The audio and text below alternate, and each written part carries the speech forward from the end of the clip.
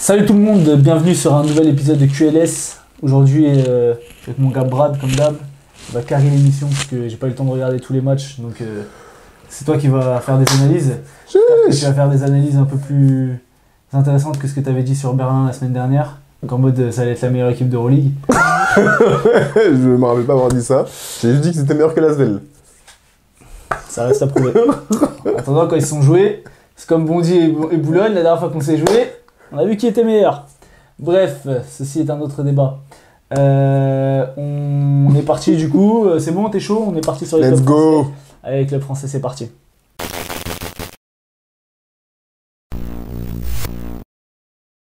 Bon, cette semaine, je crois que tu voulais commencer sur l'Asvel. On va commencer par la... J'imagine que t'as des choses à dire. Oh, non, commençons par l'Asvel. Déjà, la semaine des clubs français, elle est décevante. Mais le match Pana-Asvel, parce qu'on est sur celui-ci, l'Asvel est pas mal sur ce match-là.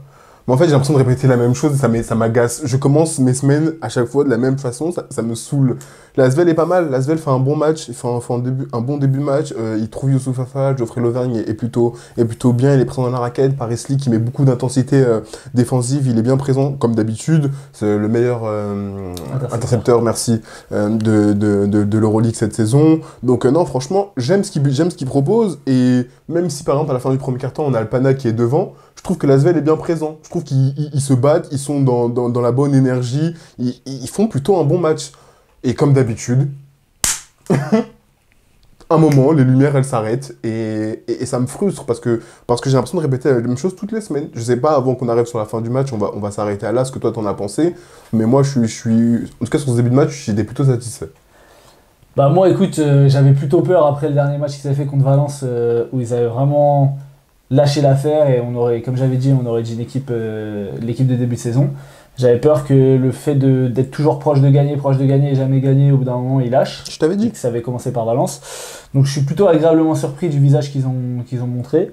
Même si Kostas Loukas fait quand même son meilleur match de la saison, même si Kostas Loukas c'est un bon joueur, mais bon, sur la saison, il avait encore jamais fait un match comme il a fait là. Il fait 14 points, 10 passes, un truc comme ça, même plus, je crois. C'est plus que 14 points, il fait de faire 19 ou 20. Ouais, avec plus de 10 passes. J'ai quand même trouvé que, alors on va dire que je me les mets à dos tout le temps, mais que les arbitres étaient encore pas cohérents.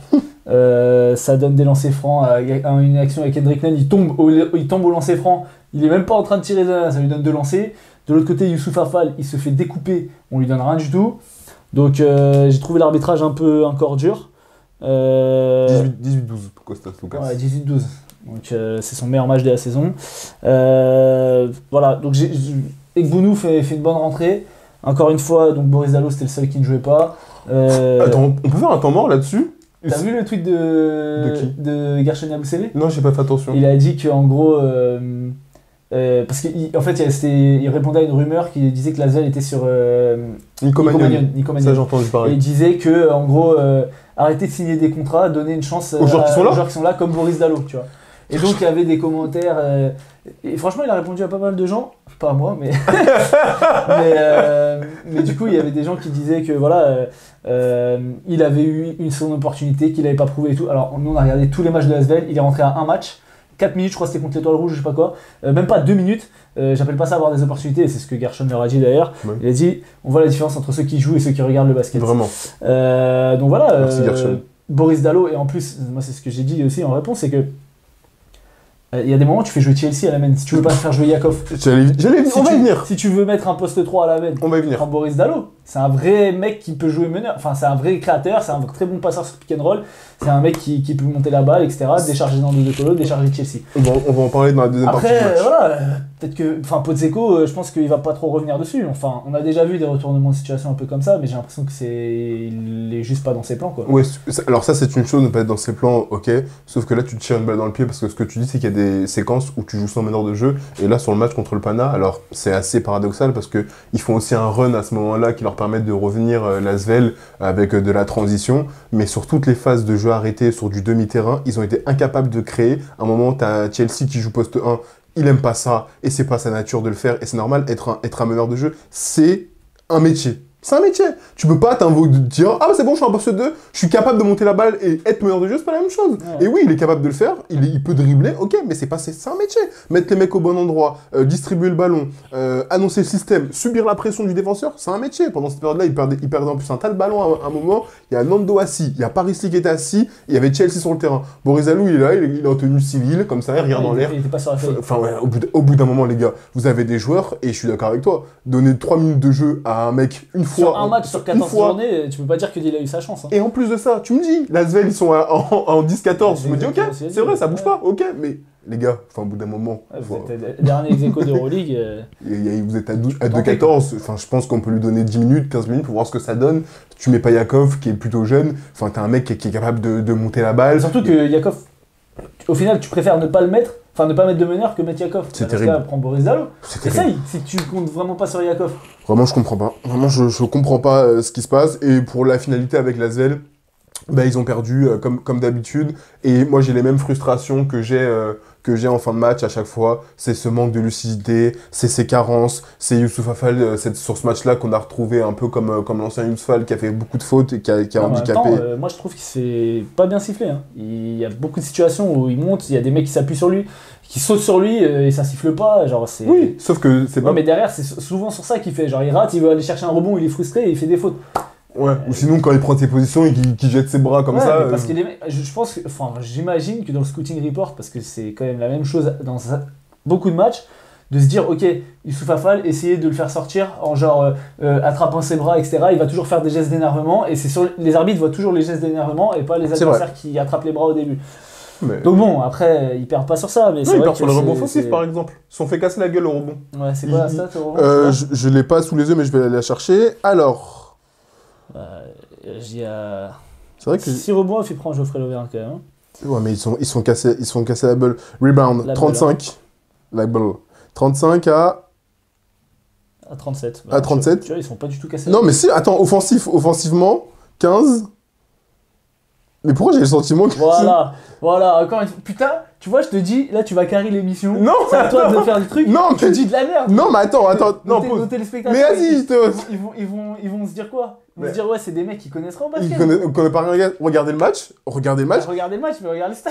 Mais non, mais oui, les stats, là, je l'ai vu. Je regarde pas que les stats, mais je te jure, regardez le match et je te promets que les rebonds offensifs, il y a des mecs qui, sur 3-4 actions, ils prennent des rebonds offensifs. C'est pas normal. Ouais. Et en fin de match, c'est pour ça qu'ils perdent aussi. Hein. Le score final, c'est quoi? En fin de match, parce qu'à la fin aussi, il y a Slukas et Grigonis qui est trop fort. Non, mais bien sûr.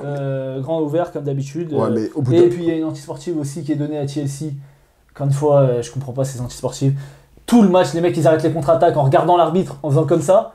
Genre, tu joues pas la balle. Et à la fin, parce qu'on va taper l'épaule, tu mets antisportive. Enfin, un peu de cohérence. Oui. Un peu de cohérence. Bon, je pense qu'on a de toute façon l'Asvel, on va pas non plus. On a fait déjà assez longtemps dessus, je pense. C'est encore toujours la même chose. Bravo au Pana, c'est bien pour eux, mais ils font pas un match de ouf hein, non plus. Retour de Juancho. Bah attends, c'est contre l'Asvel, gros. Non, mais c'était accroché contre l'Asvel. Bon, après le Barça aussi, ils ont fait ça. Mais oui, mais l'Asvel est une équipe, comme je dis, ils sont accrocheurs. Hein. Ils ont pris des valises en début de saison, mais ils sont accrocheurs. Juste que sur la fin, ils répètent les mêmes erreurs. En fait, c'est ça qui est frustrant. Comme s'ils n'apprenaient pas. Ils n'apprennent pas de défendre, de tenir les duels, de prendre des rebonds. Ils n'apprennent pas. Et à chaque fois, ils perdent sur les mêmes erreurs. Ils se font casser la gueule par, comment il s'appelle, Kostas Antetokounmpo, qui fait une super rentrée. Ouais, il fait une grosse super rentrée. Il a fait du mal en défense sur les rebonds contre. Il fait une super rentrée. Et tu vois qu'il prenait des rebonds d'ailleurs. Il fait une super rentrée, mais au bout d'un moment, les gars, faut apprendre. Et j'ai l'impression qu'ils apprennent pas. Ils apprennent pas. Ah bah ça. Grigonis, 19 points. Mitoglou, 16 points, 11 rebonds, 24 dévols. Kostas Lukas, on l'a dit. Mathias Le Sort, il fait quoi? 14 points, 3 rebonds. Il a eu des problèmes de faute. Oui. Quand même 17 dévols. Donc, allons-y sur Monaco. Oui. Meilleur match Monaco. C'est un match que j'ai regardé hier à 2h30 du matin, donc j'étais pas hyper frais. Donc je l'ai regardé, mais c'est un peu flou dans ma tête. Donc vas-y, je te laisse commencer. Mais est-ce que, j'ai une question, est-ce qu'on casse la gueule du Fener, de Monaco, ou est-ce qu'on parle du Fener? Non, n'empêche pas l'autre. Hein. Non, blague à part. Non, franchement, le Fener, il prend un bon départ sur ce match-là et Monaco, ils laissent beaucoup de repos offensifs. Le Fener attrape tout. Seconde chance, une fois, 2 fois, 3 fois. C'était vraiment n'importe quoi. Et d'ailleurs, la stat, pour le coup, je crois que s'ils prennent, sur le carton, ils prennent 7 rebonds offensifs. le Fenerbahçe contre Monaco, sur le premier quart-temps, je me dis, Monaco, il va falloir quand même un peu défendre. On juge toujours, on dit, ils sont athlétiques, ils sont physiques. Là, j'étais un peu en train de me dire, ils sont marchés dessus par un Fener qui va mieux depuis quelques semaines, on va pas se mentir, qui va beaucoup mieux. Et en plus de ça, Monaco, de l'autre côté, a beaucoup de déchets. Beaucoup de déchets près du cercle. Alpha Diallo, il rate des choses. Mike James, il rate des choses. Beaucoup de déchets. Et moi, j'étais très frustré sur ce début de match parce qu'à un moment, il y a Kemba Walker qui rentre. Il tient pas un duel. Sur sa première entrée. Là, je parle que de la première entrée. Il tient pas un duel. Il se fait tabasser par Yann Madar. Mais Yann Madar est un bon joueur. T'es un très bon joueur. Je dis pas le contraire. Mais Yann Madar, pour l'instant, il a pu se prouver en Euroleague. Ah ouais, clairement. Même si j'ai cru que Kemba, il allait... Et après, sur la deuxième entrée, il est beaucoup mieux. Mais il tenait pas un duel. À un moment, il passe en dessous de Yann Madar une fois. Il dit, ok, il passe en dessous une deuxième fois. Filoche. Ouais. Après, il le drive. Je dis, au bout d'un moment, ça y est, Kemba Walker, t'abuses un peu du truc. Donc, il a le droit de défendre, c'est pas interdit. Et comme depuis quelques temps, et le Kobo rentre. Et là, ça va mieux.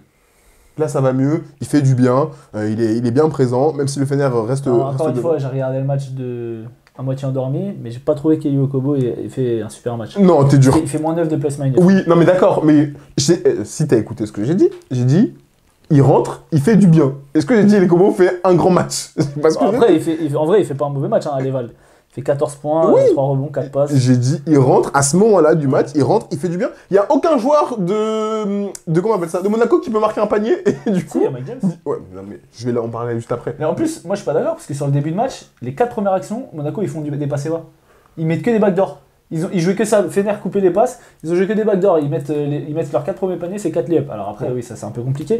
Après, il rate du caca, c'est bien de faire 4. Là, je te parle, si on parle de l'ensemble, au bout d'un moment. Faire passer va sur 3 actions, ok super, derrière il faut me proposer d'autres choses. Oui, mais le truc c'est que la défense du Fener, il y avait des actions, c'était criant, ils étaient... Donc Mike James voulait jouer 1 contre 1, ça donnait beaucoup d'aide, on aurait presque dit que c'était une zone, ils étaient tous dans la raquette, et Mike James il en a rien à foutre, il prend quand même ses tirs quoi. Ouais. Alors sur la fin de la mi-temps, il a l'adresse. Il met 11 points. C'est lui qui met au buzzer là. Ouais. Fou, il est dur celui-là. Oui, parce que Mike James se réveille. Mais sinon, jusque-là, l'attaque de Monaco, elle est suspecte. C'est suspect. C'est suspect. C'est de l'ISO, du 1 contre 1, il n'y a pas de passe, il n'y a rien du tout. Et Dieu merci, le Fener n'a pas eu d'adresse à 3 points, pas tant que ça, sur ce début de match. Parce que après, ils ont compensé avec l'agressivité au rebond offensif, qui leur donne des secondes chances. C'est bien de regarder le match, ils font 9-30 à 3 points. Mais bien sûr, on regarde les matchs. mais heureusement qu'ils n'ont pas eu ça, parce que s'ils avaient en plus eu de l'adresse, mais Monaco en prenait une belle. Hein. Et après, sur le sud du match, comme tu l'as dit, Mike James se réveille, il met 11 points, parce que c'est un talent supérieur, parce qu'il est capable de débloquer des situations, dont le dernier qui met, comme tu l'as très justement dit, le sidestep là, à gauche, en plus pour un droitier, c'est dur, il me filoche, il dit, ah ouais, pleine poire. Donc merci Mike James. En plus, à un moment, je dis, vas-y, Monaco, ils arrivent à rien. Il met 11 points d'affilée. Je dis, ah, ok, il fallait que je parle, bien entendu. Il plante, il ramène Monaco, donc ça, c'est plutôt cool. Mais après, deuxième mi-temps, le Fener, encore une fois, rentre mieux. Rentre mieux dans sa mi-temps, dans son troisième quart. Là, Kemba Walker a un bon passage. Il faut le souligner. Il a un bon passage, il distribue, il met un tir. Franchement, ça fait... On en est là. Quoi? On en est là. Oui, mais après... Malheureusement, t'attends quoi? T'attends que ce soit un Kemba Walker je veux dire, il y a 2 mois, c'était pas ça les attentes quoi. Ah je suis d'accord, mais on l'a dit au début de saison, on a hâte de voir ce que Kemba Walker ça va donner, mais tout dépend de voir si son genou il tient. Et là, on voit bien que physiquement, c'est compliqué. Il a du mal, il n'a pas ce coup de rein. À un moment, il met un cross, je dis, on a retrouvé Kemba. Après, ça a arrêté direct. Genre. Il était fatigué, donc on sait qu'il peut pas. Monaco laisse encore des robots offensifs. Ils sont punis, bien entendu, parce qu'ils ont toujours pas compris, comme l'Asvel. Ils n'apprennent pas, j'ai l'impression. Ils laissent le lead au Fener. Et puis voilà. Et comment dire, Monaco n'a pas d'adresse. Il laisse des secondes chances. Et à ce jeu-là, t'as pas d'adresse, tu as des secondes chances avec une attaque suspecte. Tu perds. C'est aussi simple. Alors, il y a quand même quelques enseignements. C'est que c'était le premier match de Yazik Efisous en tant que coach. Oui. Apparemment, pour lui, Sertac Sanli est plus fort que Jonathan Motley. Parce que Sertac Sanli joue 23 minutes, Jonathan Motley joue 14 minutes. Sertac Sanli fait le meilleur plus-minus de son équipe. Il a bien apporté au rebond dans le spacing. Il met un tir à 3 points, je pense. Oui, le dernier. Il en met un. Le dernier. Il score pas de ouf, il met que 2 paniers et après le reste c'est délancé. Mais c'est vrai qu'il fait un bon match. C'est un joueur, quand il y avait Papagiannis et Motley qu'on voyait pas trop sur le terrain, c'est une recrue quand même. qui était au Barça, avec Jazik Efficius, justement. Donc, pas mal. Gros match de Ace Davis. Ouais, Nigel a tout fait. Mais comme d'habitude, Tout fait. comme d'hab. Kalates, je l'ai trouvé bien aussi. Ah bah oui, Kalates, il prend 10 rebonds, tu vois. 10 rebonds, comme tu dis, ils sont fait bouffer au rebond. Ouais, Monaco, c'était compliqué. C'est ce qu'on leur reproche depuis le début de saison. Et encore, Mike James fait un super match, mais le problème, c'est qu'il était tout seul. Et à part Mike James, combien il y a eu de situations, encore une fois, comme au début de saison, on aurait dit, il décale, il crée des décalages et tout, et puis les mecs, ils mettent pas les tirs. Donc c'est un peu compliqué pour Monaco. J'ai pas le classement sous les yeux, mais je pense que du coup, ça leur rend pas service, sachant que Bologne a gagné. Ils sont 5e, 8-6. Ouais, et ils se sont fait rattraper par pas mal d'équipes, je pense. Ouais. Donc voilà. Ok, bon bah pour les clubs français, c'est bon. Autre chose à dire? Non, juste apprenez, c'est tout. Apprenez, merci. Ok.